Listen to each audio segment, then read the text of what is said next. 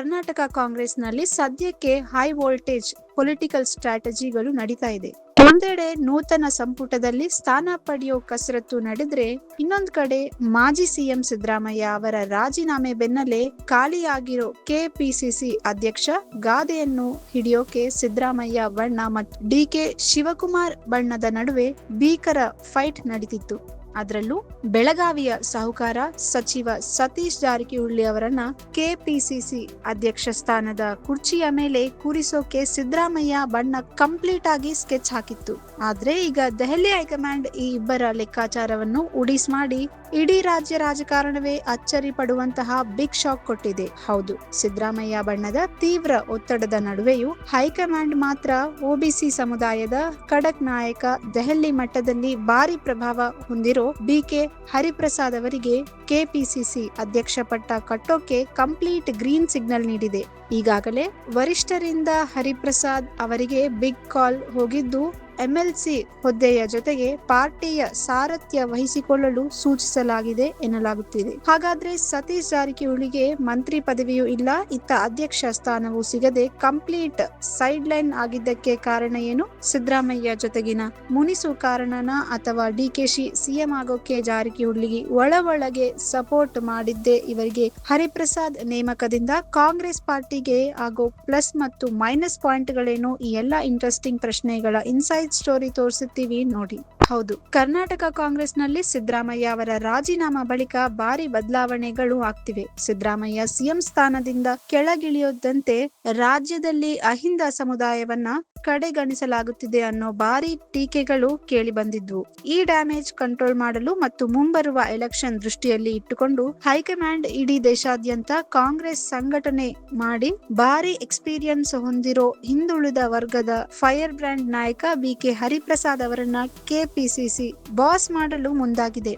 ಆದ್ರೆ ಇಲ್ಲಿ ಮೂಡುತ್ತಿರೋ ಬಿಗ್ಗೆಸ್ಟ್ ಪ್ರಶ್ನೆ ಅಂದ್ರೆ, ಸಿದ್ದರಾಮಯ್ಯ ಬಣ್ಣದ ಸ್ಟ್ರಾಂಗ್ ಪಿಲ್ಲರ್ ಆಗಿದ್ದ ಸತೀಶ್ ಜಾರಕಿಹೊಳಿಗೆ ಇತ್ತ ಮಂತ್ರಿ ಪದವಿಯೂ ಸಿಗದೆ, ಅತ್ತ ಅಧ್ಯಕ್ಷ ಸ್ಥಾನವೂ ಸಿಗದೆ ಕೈ ತಪ್ಪಿತ್ತಾದ್ರೂ ಯಾಕೆ? ರಾಜಕೀಯ ವಿಶ್ಲೇಷಕರ ಪ್ರಕಾರ ಸತೀಶ್ ಜಾರಕಿಹೊಳಿ ಅವರಿಗೆ ತಮಗೆ ಕೆಪಿಸಿಸಿ ಅಧ್ಯಕ್ಷ ಪಟ್ಟದ ಜೊತೆಗೆ ಪವರ್ಫುಲ್ ಸಚಿವ ಸ್ಥಾನವೂ ಬೇಕು ಅಂತ ಹಠ ಹಿಡಿದಿದ್ರು. ಆದ್ರೆ ಹೈಕಮಾಂಡ್ ಮಾತ್ರ own man own post rules apply ಮಾಡಿ ಜಾರಕಿಹೊಳಿ ಅವರ ಆಸೆಗೆ ಕಂಪ್ಲೀಟ್ ಆಗಿ ಬ್ರೇಕ್ ಹಾಕಿದೆ. ಇದರ ಹಿಂದೆ ಇನ್ನೊಂದು ಭೀಕರ ಇನ್ಸೈಡ್ ಇಂಟೆಲಿಜೆನ್ಸ್ ಸ್ಟೋರಿ ಅಂದ್ರೆ, ಡಿಕೆ ಶಿವಕುಮಾರ್ ಸಿಎಂ ಆಗಿ ಅಧಿಕಾರ ಹಿಡಿಯುವಲ್ಲಿ ಸತೀಶ್ ಜಾರಕಿಹೊಳಿ ಅವರ ಸೈಲೆಂಟ್ ಸಪೋರ್ಟ್ ಕೂಡ ಇತ್ತು ಎನ್ನಲಾಗುತ್ತಿದೆ. ಈ ಬೆಳವಣಿಗೆಯಿಂದ ಸಿದ್ದರಾಮಯ್ಯ ಮತ್ತು ಜಾರಕಿಹೊಳಿ ನಡುವೆ ಒಳಗೆ ಭೀಕರ ಮುನಿಸು ಸ್ಟಾರ್ಟ್ ಆಗಿತ್ತು. ಇದೇ ಕಾರಣಕ್ಕೆ ಸಿದ್ದರಾಮಯ್ಯ ಬಣ್ಣ ಜಾರಕಿಹೊಳಿ ಅವರನ್ನ ಕಂಪ್ಲೀಟ್ ಆಗಿ ಸೈಡ್ ಲೈನ್ ಮಾಡಿದೆ. ಆದ್ರೆ ಹೈಕಮಾಂಡ್ ಮಾತ್ರ ಸಿದ್ದರಾಮಯ್ಯ ಬಳಗಕ್ಕೆ ಡೆಪ್ಯೂಟಿ ಸಿಎಂ ಹುದ್ದೆ ನೀಡಿ ಸದ್ಯಕ್ಕೆ ಮ್ಯಾನೇಜ್ ಮಾಡಿದೆ. ಇನ್ನು ಬಿಕೆ ಹರಿಪ್ರಸಾದ್ ಅವರ ನೇಮಕದಿಂದ ಕಾಂಗ್ರೆಸ್ ಪಾರ್ಟಿಗೆ ಆಗೋ ಬಿಗ್ ಪ್ಲಸ್ ಪಾಯಿಂಟ್ ಏನಂದ್ರೆ, ಹರಿಪ್ರಸಾದ್ ಅವರು ಎಐಸಿಸಿ ಜನರಲ್ ಸೆಕ್ರೆಟರಿ ಆಗಿ, ರಾಜ್ಯಸಭಾ ಸದಸ್ಯರಾಗಿ, ಬೇರೆ ಬೇರೆ ಸ್ಟೇಟ್ಗಳ ಉಸ್ತುವಾರಿಯಾಗಿ ಕೆಲಸ ಮಾಡಿದ ಬಿಗ್ ಪ್ರೊಫೈಲ್ ಹೊಂದಿದ್ದಾರೆ. ಇವರಿಗೆ ರಾಹುಲ್ ಗಾಂಧಿ ಮತ್ತು ಮಲ್ಲಿಕಾರ್ಜುನ್ ಖರ್ಗೆ ಜೊತೆ ಡೈರೆಕ್ಟ್ ಕನೆಕ್ಷನ್ ಇದೆ.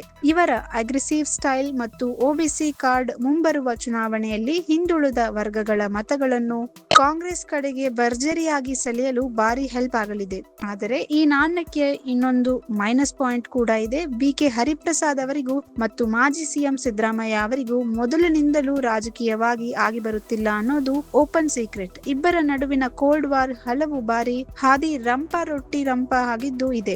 ಇಂತಹ ಪರಿಸ್ಥಿತಿಯಲ್ಲಿ ಹರಿಪ್ರಸಾದ್ ಅವರು ಕೆಪಿಸಿಸಿ ಅಧ್ಯಕ್ಷರಾದರೆ, ಸಿದ್ದರಾಮಯ್ಯ ಬಣ್ಣ ಮತ್ತು ಡಿಕೆ ಶಿವಕುಮಾರ್ ಬಣ್ಣದ ನಾಯಕರನ್ನ ಒಟ್ಟಿಗೆ ಕರೆದೊಯ್ದು ಮುಂಬರುವ ಚುನಾವಣೆಯಲ್ಲಿ ಪಾರ್ಟಿಯನ್ನು ಗೆಲ್ಲಿಸುವುದು ಬಿಗ್ಗೆಸ್ಟ್ ಚಾಲೆಂಜ್ ಆಗಿದೆ. ಒಟ್ಟಾರೆಯಾಗಿ ಹೇಳೋದಾದ್ರೆ, ಹೈಕಮಾಂಡ್ ನ ಈ ಬಿಗ್ ಸರ್ಜರಿ ಸದ್ಯಕ್ಕೆ ಸತೀಶ್ ಜಾರಕಿಹೊಳಿ ಪಾಳಯಕ್ಕೆ ಭೀಕರ ನಿರಾಶೆ ತಂದಿರೋದಂತೂ ಅಕ್ಷರಶಃ ನಿಜ. ಆದರೆ ಹರಿಪ್ರಸಾದ್ ಅವರ ಅಧಿಕೃತ ಘೋಷಣೆ ಹೊರಬೀಳುವವರೆಗೆ ಕಾಯಲೇಬೇಕು ಅಂತ ಜಾರಕಿಹೊಳಿ ಸೈಲೆಂಟ್ ಆಗಿದ್ದಾರೆ. ದೆಹಲಿ ವರಿಷ್ಠರು ಹಣೆದಿದ್ದರೂ ಈ ಹೊಸ ಅಹಿಂದ ಮಾಸ್ಟರ್ ಪ್ಲಾನ್ ಮುಂಬರುವ ದಿನಗಳಲ್ಲಿ ಕರ್ನಾಟಕ ಕಾಂಗ್ರೆಸ್ನ ಒಳ ಜಗಳವನ್ನು ಶಮನಗೊಳಿಸುತ್ತಾ ಅಥವಾ ಮತ್ತೊಂದು ಭೀಕರ ಬಂಡಾಯಕ್ಕೆ ದಾರಿ ಮಾಡಿಕೊಡುತ್ತಾ ಅನ್ನೋದನ್ನ ಕಾದು ನೋಡ್ಬೇಕಿದೆ. If you like this video, ಬೇಗ ಲೈಕ್ ಮಾಡಿ, ಕಾಮೆಂಟ್ ಮಾಡಿ, ಶೇರ್ ಮಾಡಿ ಹಾಗೂ ಯೋಯೋ ಟಿವಿ ಕನ್ನಡವನ್ನು ಸಬ್ಸ್ಕ್ರೈಬ್ ಮಾಡಿ.